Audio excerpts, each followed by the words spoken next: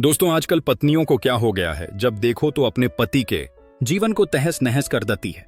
आजकल समाज में इस तरह की बहुत सारी घटनाएं देखने को मिल रही हैं। आज जिस घटना से आप लोगों को रूबरू कराने जा रहे हैं, यह भी घटना आपको सोचने पर मजबूर कर देगी। क्या एक माँ, एक पत्नी क्या इस कदर तक गिर सकती है, अपने परिवार को भी भूल सकती है? शुरू करते हैं आज की सच्ची घटना। दोस्तों, इटावा का वो आंगन जहां बिखरे रिश्ते। एक पति की दर्द भरी पुकार। उत्तर प्रदेश के इटावा जिले में मानवीय संवेदनाओं और पारिवारिक मर्यादाओं को झकझोर देने वाली एक घटना ने स्थानीय समाज में हलचल मचा दी है। यह व्यथा है जितेंद्र कुमार की, जो पेशे से एक कार चालक हैं। उनकी बसी बसाई गृहस्थी 3 अप्रैल के उस दिन बिखर गई, जब वे अपने काम से घर लौटे और एक असहनीय सच उनका इंतजार कर रहा था। घर पहुंचने पर जितेंद्र ने पाया कि उनकी पत्नी और 2 बेटियां नदारद थीं। साथ ही घर में रखे लाखों के स्वर्ण आभूषण और कुछ नकदी भी गायब थी। परंतु जो बात सबसे अधिक हृदय विदारक थी, वह यह कि उनकी पत्नी अपने ही चिया ससुर, पति के चाचा नंदराम के साथ चली गई थी। इस दौरान उन्होंने अपने एक मासूम बेटे को घर पर ही छोड़ दिया, जिसकी किलकारियां अब सूने घर में गूंजती हैं।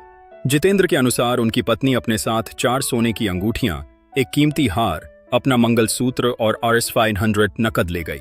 उनका विवाह वर्ष 2014 में संपन्न हुआ था और उनके 3 बच्चे हैं। इस दुर्भाग्यपूर्ण घटना को अब 1 माह और 14 दिन से अधिक का समय बीत चुका है। अपनी पत्नी और बेटियों की खोज में जितेंद्र कुमार दर दर की ठोकरें खा रहे हैं। उनका आरोप है कि उसराहार थाने और भरथाना चौकी के अधिकारियों से उन्हें अब तक कोई ठोस सहायता नहीं मिली है। शुरुआती आनाकानी के बाद पुलिस ने उनकी तहरीर को बदलकर केवल गुमशुदगी की रिपोर्ट दर्ज की, जिससे जितेंद्र की निराशा और बढ़ गई है।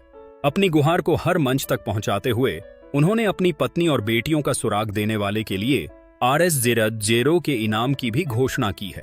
इस संदर्भ में वरिष्ठ पुलिस अधीक्षक ब्रिजेश कुमार श्रीवास्तव ने बताया है कि मामला पुलिस के संज्ञान में है और भरथाना चौकी क्षेत्र से संबंधित है।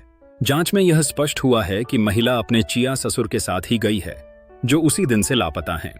पुलिस ने गुमशुदगी की प्राथमिकी को उचित धाराओं में परिवर्तित करने और महिला व बच्चों की शीघ्र बरामदगी के लिए विशेष टीमें गठित करने का आश्वासन दिया है। दोषियों के विरुद्ध कठोर कार्रवाई की बात भी कही गई है, किंतु पीड़ित परिवार को अब भी न्याय का इंतजार है। इटावा की यह घटना समाज में पनप रही उन विकृतियों की ओर संकेत करती है, जहां रिश्तों की पवित्रता और नैतिक मूल्य धूमिल पड़ते जा रहे हैं।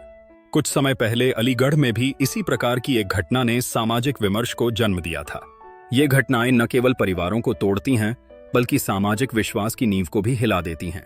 दोस्तों, यह कहानी सुनाने का उद्देश्य हमारा केवल आप लोगों को सतर्क जागरूक करना था, किसी को परेशान या हताश करना नहीं था। मेरे चैनल को सब्सक्राइब जरूर कर ले, एक प्यारा सा कमेंट कर दें। मिलते हैं अगली कहानी में, तब तक के लिए नमस्कार, धन्यवाद।